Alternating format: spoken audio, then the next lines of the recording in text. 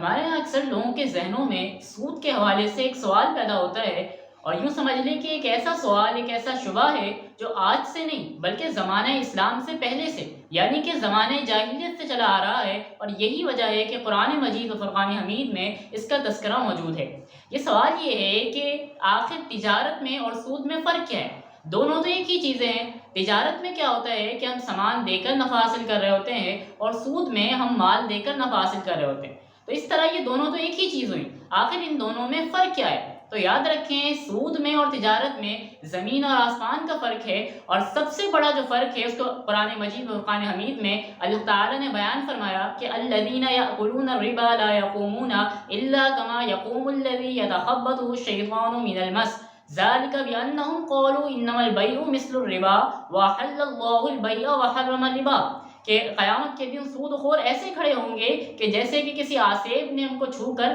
پاگل بنا دیا ہو، اور یہ سزا اس وجہ سے ہوگی کہ ذالک بأنہم قالوا انما البیع مثل الربا، کہ وہ لوگ یہ کہتے تھے کہ تجارت بھی سود کی طرح ہے۔ پھر آگے اللہ تعالیٰ نے اس کا جواب دیا کہ وَأَحَلَّ اللَّهُ الْبَيْعَ وَحَرَّمَ الرِّبَا، کہ سود اور تجارت کے درمیان جو سب سے بڑا فرق ہے وہ یہ کہ اللہ تعالیٰ نے تجارت کو حلال قرار دیا ہے اور سود کو حرام قرار دیا ہے۔ یہ سب سے بڑا فرق ہے، اور کسی بھی کامل مومن کے لیے یہی ایک فرق، بہت بڑا فرق ہے کہ اللہ تعالیٰ نے تجارت کو حلال اور سود کو حرام قرار دیا۔ لیکن پھر بھی اگر کسی کی تسلی نہ ہو اور وہ اس کی مزید وضاحت چاہتا ہو تو علماء کرام نے تجارت اور سود کے حوالے سے دیگر فرق بھی بیان کیے۔ سب سے بڑا فرق تجارت اور سود میں جو ہے وہ یہ کہ تجارت میں نفع اور نقصان دونوں کا احتمال ہوتا ہے۔ مثلا کوئی بھی شخص کاروبار کر رہا ہے تو ممکن ہے کہ اس کو اس میں نقصان کا بھی سامنا کرنا پڑے، یا ممکن ہے کہ اس کو اس کاروبار میں فائدہ ہو۔ لیکن سود میں کبھی بھی نقصان کا احتمال نہیں ہوتا، بلکہ سود میں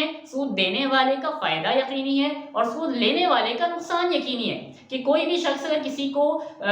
قرض دے رہا ہے تو وہ اس قرض کی رقم کو بھی ادا کرے گا، اور پھر قرض کے ساتھ اس سود کی رقم کو بھی ادا کرے گا، تو اس میں سود دینے والے کا فائدہ یقینی ہے اور سود لینے والے کا نقصان یقینی ہے۔ اسی طرح تجارت اور سود میں جو دوسرا بڑا فرق ہے وہ یہ کہ تجارت میں جو آپ کا اصل سرمایہ ہوتا ہے اس کے بھی ڈوبنے کا احتمال ہوتا ہے، جبکہ سود میں یہ معاملہ نہیں ہوتا۔ مثال کے طور پر کوئی بھی شخص کاروبار کر رہا ہے تو اگر اس کو نقصان اٹھانا پڑے تو اس کی جو اصل سرمایہ کاری ہوتی ہے، جو اس کا اصل سرمایہ ہوتا ہے، اس کے بھی ڈوبنے کا احتمال ہوتا ہے، جبکہ سود میں یہ معاملہ نہیں ہوتا۔ اسی طرح سود اور تجارت کے درمیان جو تیسرا بڑا فرق ہے وہ یہ کہ تجارت میں کبھی بھی نفع کی مقدار جو ہے وہ متعین نہیں ہوتی۔ مثال کے طور پر کوئی شخص کاروبار کر رہا ہے تو ممکن ہے کہ اس کو کسی مہینے 1 لاکھ کا بھی فائدہ ہو، یا کسی مہینے 50,000 کا فائدہ ہو، یا کسی مہینے فائدہ نہ بھی ہو، جبکہ سود میں ہمیشہ نفع کی مقدار جو ہے وہ متعین ہوتی ہے۔ اور جب بھی کوئی شخص یا کوئی کمپنی کسی کو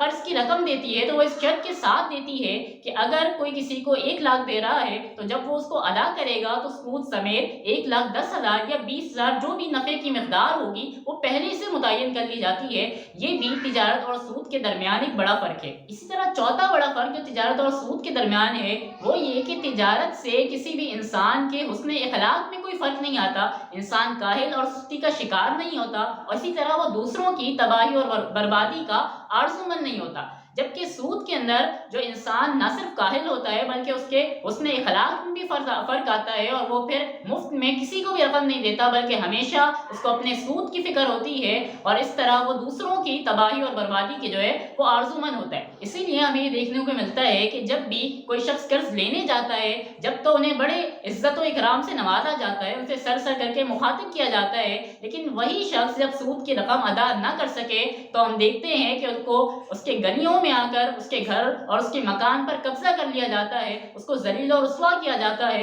اس کے گھر غنڈوں کو بھیجا جاتا ہے۔ تو یہ وہ ساری چیزیں ہیں جو معاشرے کو تباہی اور بربادی کی طرف لے جاتی ہے، اور یہی وجہ ہے کہ اللہ تعالیٰ نے تجارت کو حلال قرار دیا ہے اور سود کو حرام قرار دیا۔